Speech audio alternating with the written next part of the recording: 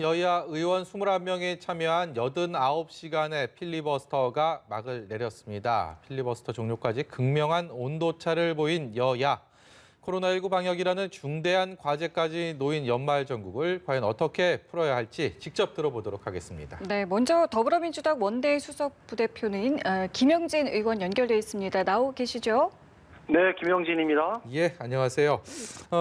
민주당 입장에서는 개혁 입법이라고 할 수 있는 그동안의 참 우여곡절을 겪은 끝에 이 묵은 과제를 해결했다 이런 생각이 드는데 그래도 참 아쉬운 부분도 있을 것 같습니다. 오늘 문재인 대통령은 역사적인 날이다라는 평가까지 했지만 그럼에도 불구하고 좀 국회 마친 상황에서 아쉬운 부분이 있다면 어떤 것들을 들 수가 있을까요?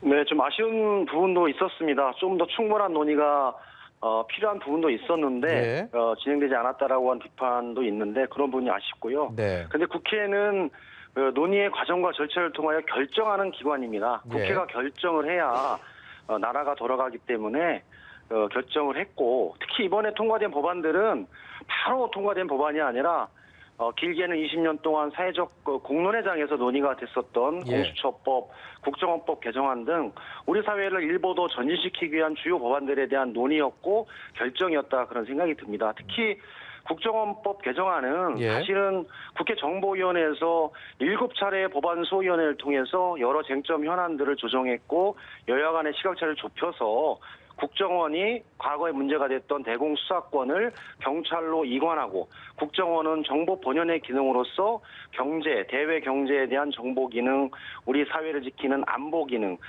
총체적인 정보 기관으로서 더 도약할 수 있는 기반을 갖고 역할을 분명히 하면서 국가정보원의 길들을 새롭게 열었다 이런 평가들도 있습니다. 그래서 공수처법, 국정원법, 제반의 법률들이 그러한 공론의 장에서 상당히 오랫동안 얘기됐고 국회에서도 논의가 됐었는데 마지막 결정의 과정에서 무제한 토론을 신청했기 때문에 국민 여러분께 그렇게 보였지만 충분히 논의의 과정도 있었다 이렇게 말씀을 드립니다. 네, 그럼에도 불구하고 이번 법안 처리 과정을 두고 여당의 입법 독주다, 대화와 타협이 없었다라는 국민의힘 비판에 대해서는 좀 어떻게 생각하시는지 듣고 싶습니다.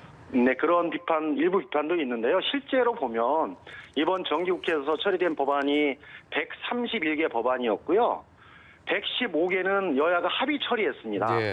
그리고 실제로 무제한 토론이 신청했던 법안은 공수처법, 국정원법, 남북관계발전법 3개였고 나머지 13개는 부수 법안이었어요. 실제적으로 민생과 관련됐었던 소방기본법, 지방자치법, 주택법, 예금자보호법, 고용보험법, 산재보험법 등 이렇게 민생과 현안에 관련한 부분들은 상당히 여야가 논의를 많이 해서 실제로 국회에서 합의 처리한 부분이었고 3개 법안에 대해서 필리버스터, 무제한 토론이 신청이 돼서 진행이 됐는데요.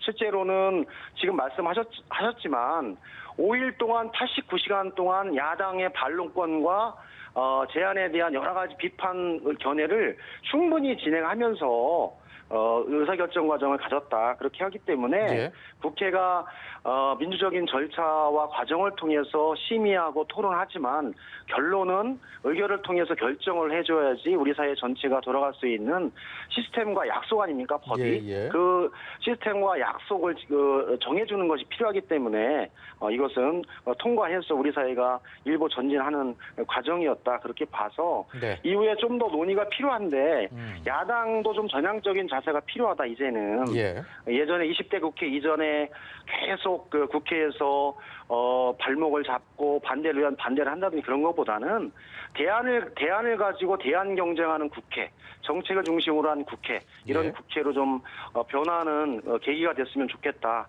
그런 생각이 들었습니다. 최근 사회적 거리두기 3단계 격상이 논의될 정도로 코로나19 재확산세가 굉장히 무섭습니다. 이 의료진이나 병상 부족 문제들도 있고요. 이 백신의 안전성 그리고 확보 문제들도 제기되고 있습니다.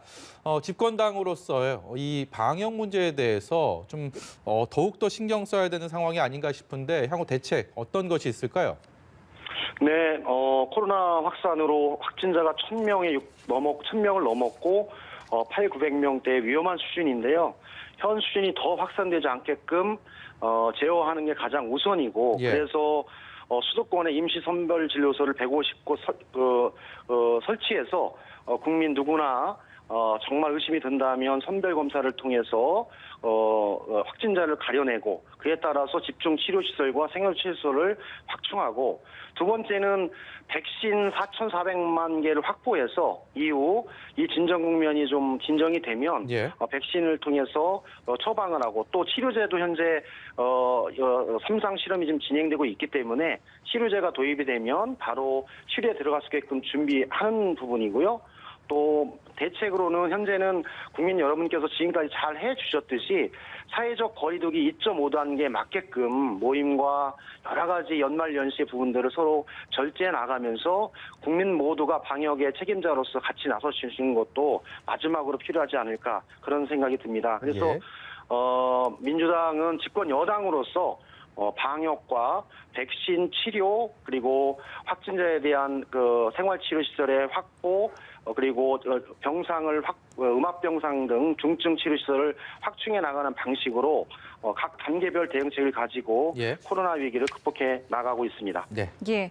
자, 그리고 중대재해기업 처벌법에 관한 이야기도 잠시 좀 나눠보겠습니다. 일단은 임시국회 처리가 논의되고 있는데 그동안 정의당과의 입장차를 좀 보여왔습니다만 어느 정도 좀 공감대가 형성된 것 같은데요. 현재 분위기는 좀 어떻습니까?